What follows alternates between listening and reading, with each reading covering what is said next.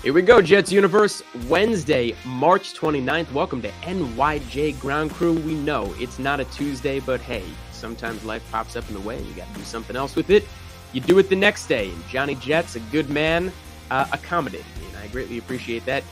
Speaking of, reporting from Jets Universe, Johnny Jet. Hello, Jets Universe. Hello, Johnny. Johnny, I am chock full of probiotic yogurt and grain-free granola, so I'm feeling it, baby. I've got a lot of mojo running through my veins, and a lot has happened since we last saw each other 8 days ago at this very station, this very channel, this very YouTube, Facebook, Twitter stream that we're on, at least live before it goes everywhere else after that. And a lot has happened in 8 days. One thing that has not yet happened is Aaron Rodgers in a Jets uniform officially. What do you think's going on? I want to hear your thoughts before we jump right in. Well, as we've discussed in previous podcasts, the Green Bay Packers have no urgency, in my opinion, to get this deal done before any specific date other than the beginning of the season. So I think that they, knowing full well that Woody Johnson will fold like a cheap tent, as he has articulated in recent hours, if not the last 24 hours, that he's becoming impatient. I think the Packers are just energized and even more focused that they're going to get as much from the Jets as they possibly can, and they're willing to wait for it. Yeah, but, obviously it does feel like this is taking shape, though, and the great Brian Gudekunst, if I'm saying his name correctly, and I think that I am, their GM did get on camera himself and say, I'm not necessarily looking for a first round pick. And then all of a sudden the rumors started flying out there that this is all about a second rounder and what will be a conditional third round. So it's second rounder 2023, a conditional third rounder 2024, which can become either a second or first, depending on how far the Jets go. And the holdup here is on our side of the fence because of that, thinking that JD's like, hey, I want a little bit more in return, something additional from you guys, just in case Rodgers retires after 1 year in the uniform. Are you hearing the same thing? Are you feeling the same thing? Or do you still feel like, now Packers still have all the leverage, even though they've kind of said, hey, we don't need a first rounder and we're okay with this? Well, I've never said that the Packers have all the leverage. I've said that if it goes past the draft, then I would say that they have nearly all the leverage. Certainly, I think that they're willing to wait at this point. That's my opinion. That's my belief. But I'm hearing all of these things, but that's just what it is at this point. Things that I'm hearing, that you're hearing, that we're all hearing. We heard very similar things when the Jets brain trust, very loosely defined, flew out to California to meet with Aaron Rodgers. Okay, well, he met with them. It's a done deal. Then when Aaron Rodgers came out of his I don't even know what to call it, and then said that it is his intention to play for the Jets. As I said at the time, it's my intention to go to the planet Neptune and farm wheat. That's no binding obligation on Aaron Rodgers for saying that. And now we're hearing things that the Packers are not necessarily need to have a first round pick coming back to them in order to get this deal done. Well, that doesn't mean that they're not holding out for a first round pick. So until something is actually done, and I do think that ultimately it will get done because Woody Johnson has no choice. He has to get Aaron Rodgers. There's no plan B. There's no backup. I think that the Packers are willing to wait. I know you keep thinking the Packers are willing to wait, but they're only going to wait so long. Again, as we've spoken about, they can not have this man on their roster come opening day, and they certainly can't play too much chicken with him where he can retire and trigger whatever is in that clause that Gudekunst gave him last year as part of his contract that ultimately they've on the hook to pay him a fortune. And I know it's a bit convoluted, retire, unretire, and ultimately what they've got to pay. But again, such an egregious contract, the way he handled it, and certainly the way they handled it. I want to talk about Gudekunst for a second. I like to kind of delve a little bit deeper into players. Let's talk about him for a second. I think he's an interesting guy. His father was the coach of the Minnesota Golden Gophers. Don't know if you knew that. He himself went to a college called Wisconsin Lacrosse. Never heard of it. Not saying it's a bad school because I haven't. I just never heard that name before.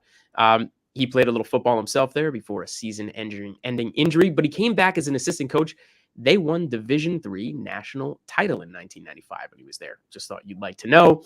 I'm going back now. 1998 was a scout for the Kansas City Chiefs. That's when he made it to the show himself, the show being the NFL. And then what looked like later that year switched over to the Green Bay Packers as a scout. And since 98, worked his way all the way up over a decade to become their GM in 2018 and has been there ever since.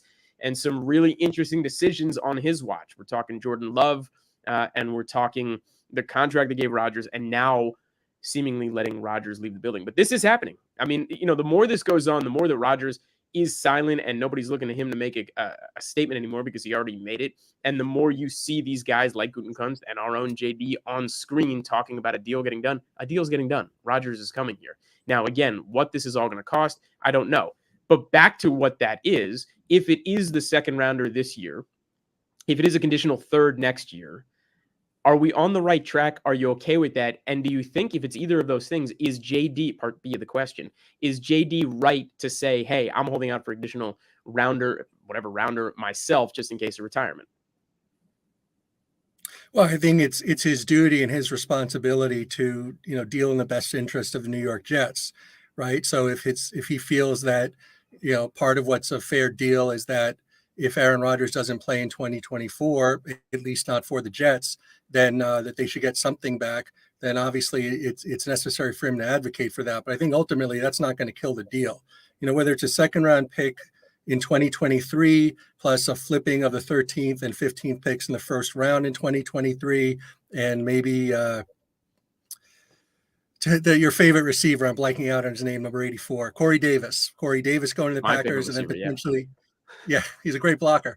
And then potentially a 2024 fifth round pick or whatever coming back to the Jets, a third round pick if Aaron Rodgers retired. And I mean, it's all moving, deck chairs around on the Titanic, right? I mean, Woody Johnson needs to get this deal done. So whatever it takes to get it done, it's going to get it done. And if the Packers say no, if he retires, tough, or no, we don't want a second round pick and a first round pick and whatever, we want something else. Ultimately the Jets have to accommodate the Packers in that way. Right now, it's Joe Douglas's job to minimize the damage in that respect, because Aaron Rodgers coming out and saying that it's his intention to play for the Jets, put the Jets brain trust management in a corner. They can't not get this player. Now, Woody Johnson, 2 days into the owners' meetings and, a month away from the NFL draft, is already expressing that he's impatient for an owner who for 23 years has not had a mandate to even make the playoffs. All of a sudden, he's impatient. I said last week that he would panic if this thing goes past the draft. Well, I don't think his panic really is determinative at this point, but he's already publicly vocalized that panic. So I don't think that Joe Douglas is bargaining from the strongest position that he possibly could. Maybe not the strongest, but I still think he does hold some of the cards. And by the way, I was just mistaken about something, and I want to correct it. I said a decade-long run before he became general manager.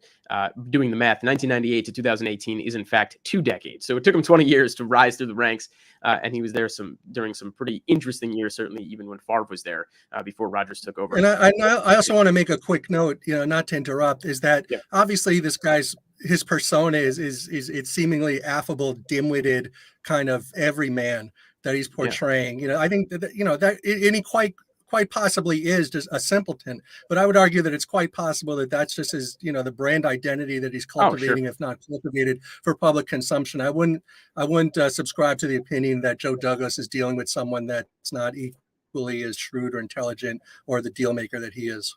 No, my expectation is that Brian Gudekunst is a highly intelligent individual and is put in the place that he is because of that. You're not running one of the 32 teams in this, in this. You're not.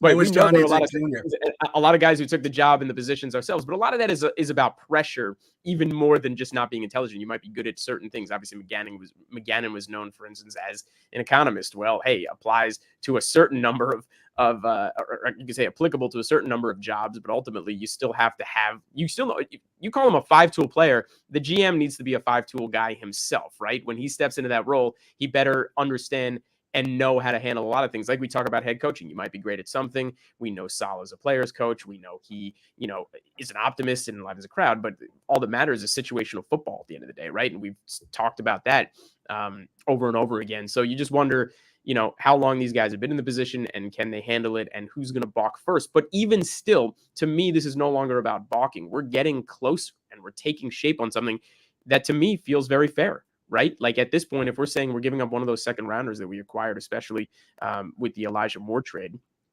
and we're giving up a conditional third that can become more if the Jets do well, I would say that that's fair compensation.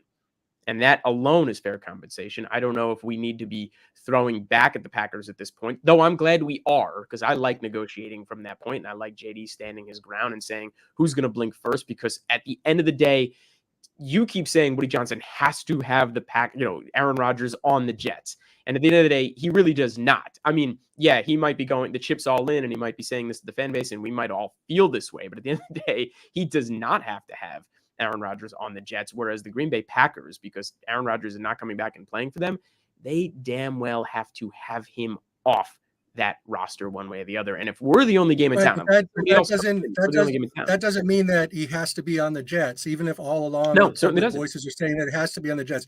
From the beginning, the Packers' position was that they're not going to trade him to an NFC conference team. Well, at this point, they might decide, well, okay, we change our minds. If other teams, an NFC team is seeing that the Jets are just not getting it done, then they'll step up. They'll meet the Packers' terms, or even less. By the way, how about the spike trade? I mean, Elijah Moore feels like a spike trade. I wonder what else was out there in the marketplace, right? But we sent him to where? Probably the only other organization that's worse than ours, to Cleveland, right? I mean, your owning's making. Look, come on, that's not correct. They're not the only organization that's worse than the Jets, and I wouldn't even say that the Browns are worse than the Jets. The Browns are in a much better position from a management standpoint, from an owner standpoint, than the Jets are. The Browns have a monster offensive line. They have a great running game, and now they have Deshaun Watson as their quarterback. You put Elijah Moore in that system, he's going to thrive. And I will point out that in this deal, that if ultimately the trades are made, the trade is made for Aaron Rodgers, and it does include one of the second-round picks, then you can't just say that it was that second-round pick. It's a second-round pick plus the third-round pick that went along with Elijah Moore to the Browns to get that second-round pick. So, people are lauding Joe Douglas for being this great general manager, great wheeler dealer. He's the guy who drafted James Morgan in the 4th round, okay? And he's the guy who sent a player drafted in the 2nd round, Elijah Moore, to the Browns for a second-round pick, but also sent a 3rd-round pick with that player. We're worse than that, by the way. I mean, and I'm not. To me, that's a depreciation of Elijah Moore. That's just just unjustified. To me, that was vindictive. I'm not defending. Let's talk about Moore for a second. I'm not defending this trade necessarily from that angle. I was just talking about it being a spike trade because there are a lot of places you could have sent him, and I'm saying Cleveland. And by the way, one thing I'm not going to argue with is Cleveland is definitely a worse organization than ours. They are the worst. I'm going to say it, and I'm going to be on record for it. They're the worst organization. Well, time will Hold tell. on one second, and I want to say why. They didn't offensive line, running game, whatever you want to tell me. Good head coach. They didn't make the playoffs last year, and they paid the man fully guaranteed contract. And we know what his history is. And that's all I'm going to say about that. And we don't need to go down the rabbit hole. But we sent him in, and I'm just wondering what else was on the table. But to your point, right? We picked him 34th. We shipped him off for the 42nd pick, and we had to give up the 74th for it. There's no balance there. That looks good. The only question is, are you addition by subtracting by getting him off the team? And does that second rounder move the needle on what you're trying to ultimately get in Rodgers and still being able to keep your first and second, or if you've got to move 2 seconds or whatever it's going to be? I mean, that's what it comes down to. But speaking of Elijah Moore, I want to bring this in for a second, okay? Because we've spoken about him a very long time, right? I mean, I was a huge proponent about getting this guy on the team. I was elated when we took him with the 34th pick. I remember him in Mississippi. I remember his last 2 years. I was so excited. I thought he'd be electrifying at his size, his position, can play the outside, can play the slot, can do so many things.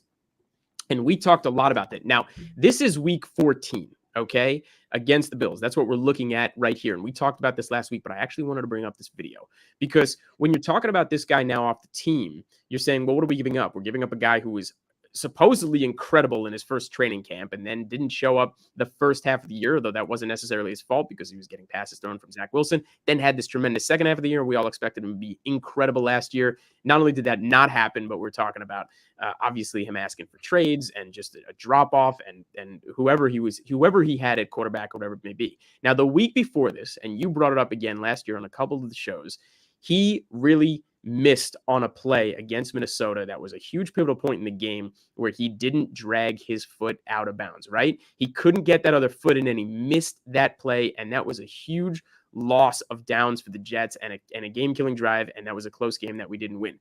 This play, I want to play it for a second because this to me is the whole thing with Elijah Moore. When I think about how great he is, this is where it misses for me. In a realistic shot. Still. Oh, you got to be kidding me. The feed. That really just happened, did it? Here's White. Here we go. Oh, that's huge. That's Stays get up. Don't use the timeout. Get up on the. Now, is that, Johnny, you still with me? I'm here. Yep. Okay.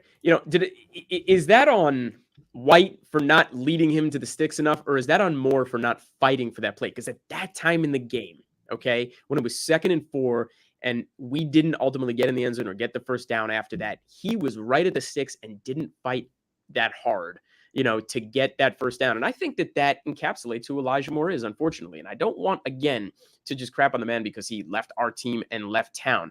But that was always what was infuriating, I think, from day one. Some 50-50 balls that were not there. Some of the effort that was not given across the board. Yeah, he's special. He has all the talent in the world and all of that. But, man, there were times when it's like when it just came down to him fighting a defender for position or a ball or whatever it may be, he came up short. And that play right there that we just watched, I think really encapsulates this. I think in the long run, I'm not going to miss him. You?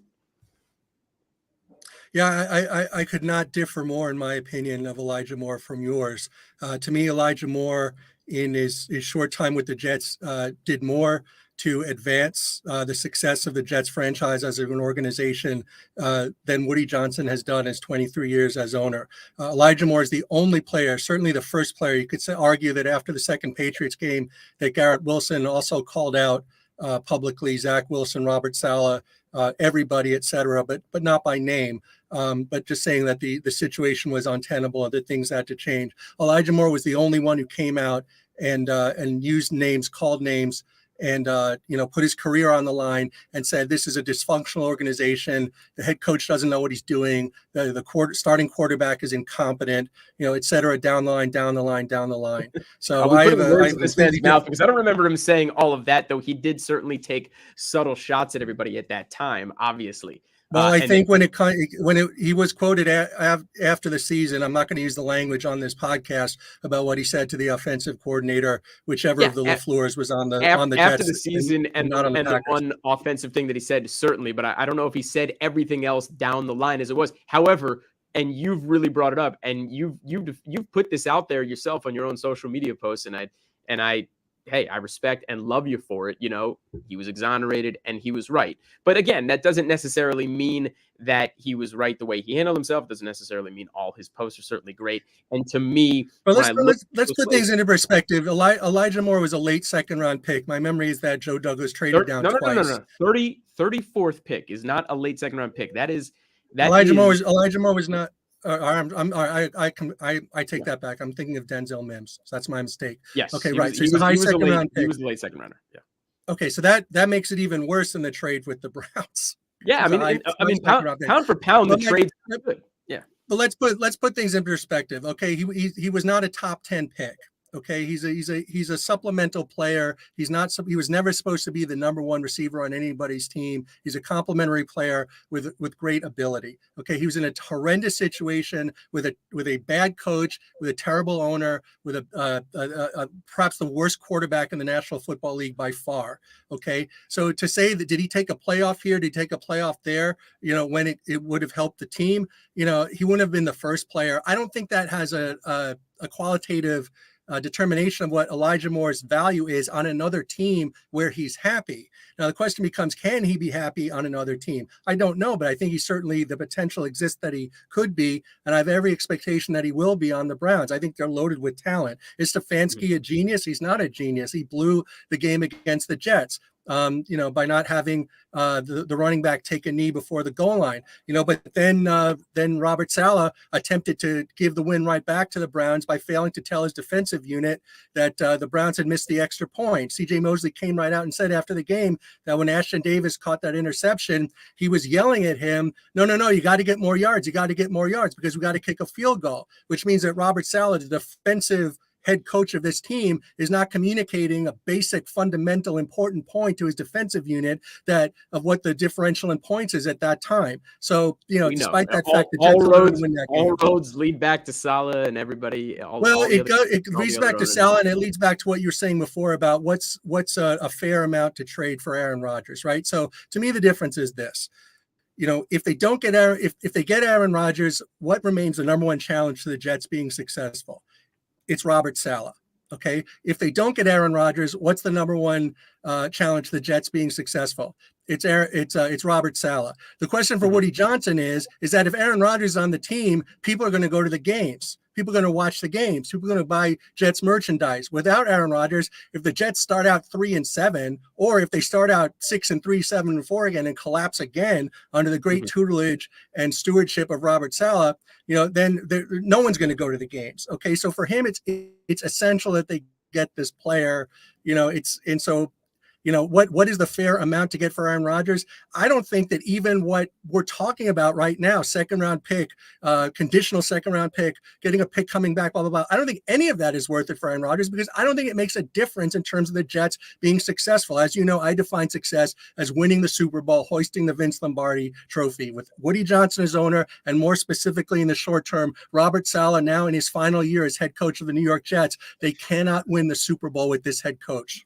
A lot of definitive statements been made here. Speaking of, my man Bob Saleh, the Bob Saleh bear hug, even though it really wasn't one. He did give one to OBJ yesterday, right? Down in Arizona at the Biltmore. And a lot of hoopla has been made about this. So Elijah Moore off the team, Mecole Hardman in, and he might be filling a very similar role. Plus, he can also return kicks, and it made sense ultimately why we brought him in, and I like that trade. I like that signing, and I like what we paid him. But if OBJ comes on this team and he is back at anywhere close to full strength, well, you've got a really good receiving core. And again, Saleh and Johnson notwithstanding. And by the way, I have to say this again about Deshaun Watson. Did not have a very good last 6 games when you last saw him. So we'll see how good he is. And we know how important it is to have the quarterback under helm. But if he comes out and he was anywhere close to as good as he was in Houston, then yeah, you've got something there and the Browns will be a very good team. But if and now we're coming back to the Jets here. If OBJ comes back at 30 years old, is anywhere close to what he did when he went to the Rams, where he was phenomenal after the barren wasteland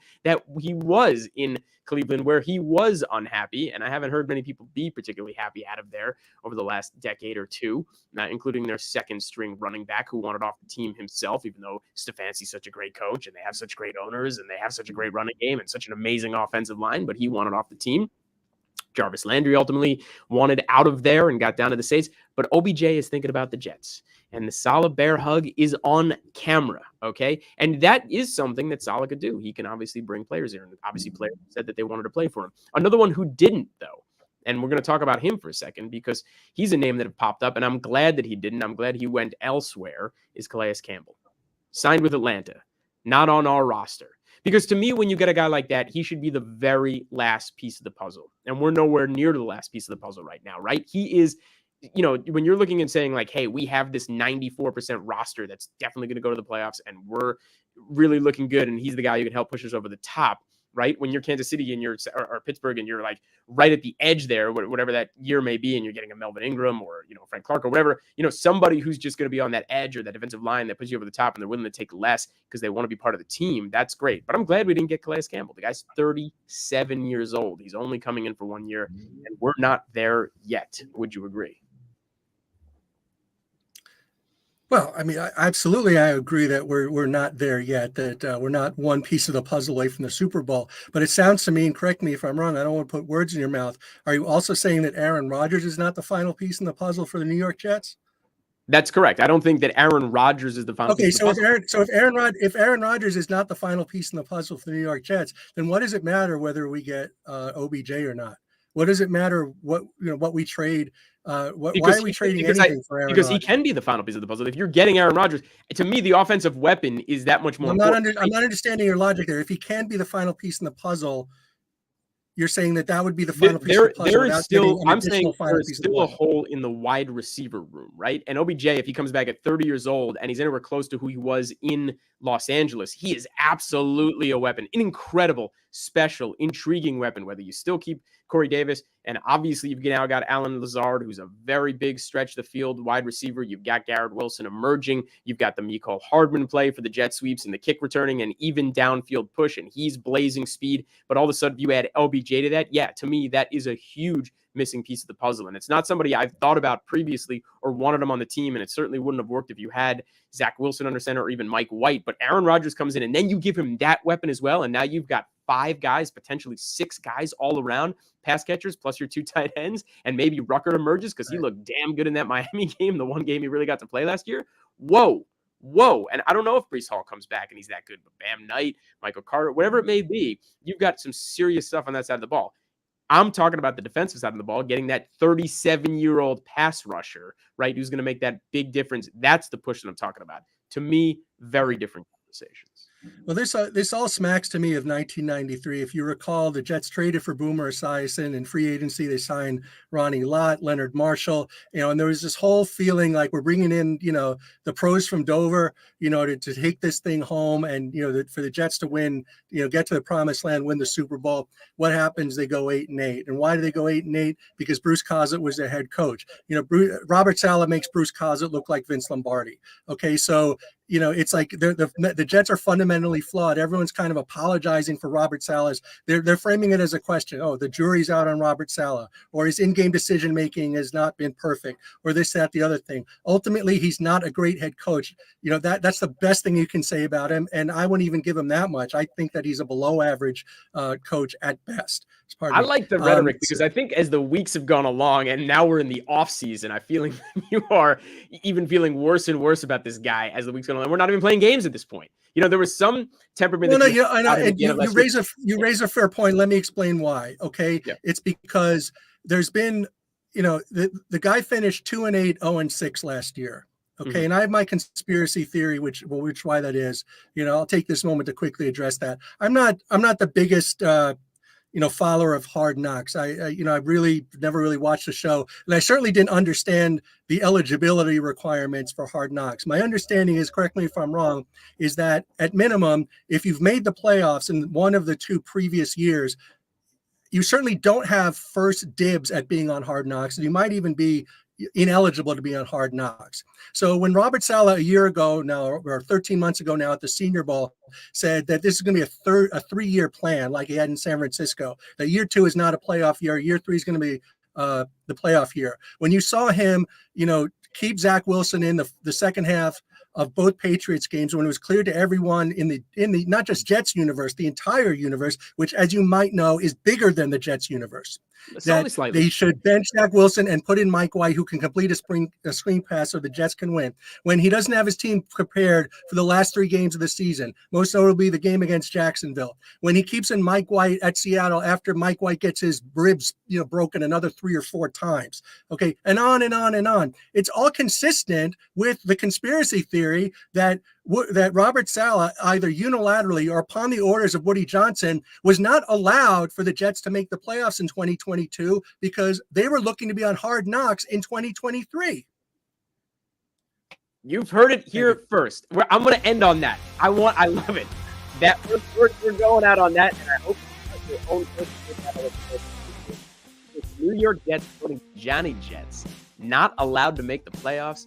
That was a decree coming from Woody Johnson, all the way with the thought of Hard Knocks coming this coming year, and they had to be on that, and it was more important than them making the playoffs or them making the Super Bowl. Get that finger up to the temple, Johnny. I love it. This has been a very entertaining episode and a very entertaining week in the Jets universe. A lot has happened this last week. I'm expecting a lot more to take place over this next couple of days, and I'm looking forward to seeing you again next Tuesday. My feeling is Rodgers will still not be on the team by then, but we'll be a lot closer. It's going to be either next week or the following week, and it will happen before the draft. Your final thoughts before we get there? It is trending based on what's the chatter out there that it will happen before the draft. Not a lock, but it does look like it's going to happen. Good enough. NYJ Ground Crew, AM Pfeffer Crew Chief, Johnny Jets from somewhere in that Jets universe. As always, my friend, good to see you. Good to talk to you. We'll do it all again next week.